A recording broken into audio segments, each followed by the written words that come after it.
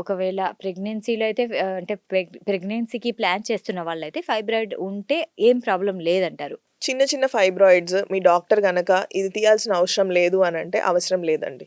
కండ లోపల ఉన్నప్పుడు ప్రాబ్లమ్ లేదు. అతుక్కునే ఏరియాలో ఉందన్నప్పుడు డాక్టరే మీకు అడ్వైస్ చేస్తారు. ఇది తీస్తే బెటర్ అమ్మా. రిపీటెడ్‌గా అబార్షన్ అయ్యే ఛాన్స్ ఉంది అని. అట్లాంటప్పుడు అవసరం లేదు. చాలా పెద్దగా ఉంది ఫైబ్రాయిడ్ అంటే మీరు ప్రెగ్నెన్సీకి ప్లాన్ చేస్తున్నారంటే తీసుకొని ఆ తర్వాత ప్లాన్ చేసుకోవచ్చు. ఓకే. ఒక 20 ఇయర్స్ అంటే యంగ్ గర్ల్స్ ఎవరైతే ఉంటారో వాళ్ళకి ఇర్రెగ్యులర్ పీరియడ్స్ అనేవి ఉంటాయి. సో, అలా ఉంటే వాళ్ళకి కూడా ఫైబ్రాయిడ్స్ ఉన్నట్లేనా? ఉన్నట్టే అని కాదు. ఫస్ట్ ఇర్రెగ్యులర్ పీరియడ్స్ అంటే మన మోస్ట్ కామన్ థింగ్ ఏందంటే ఇప్పుడు పీసీఓడీ అండి.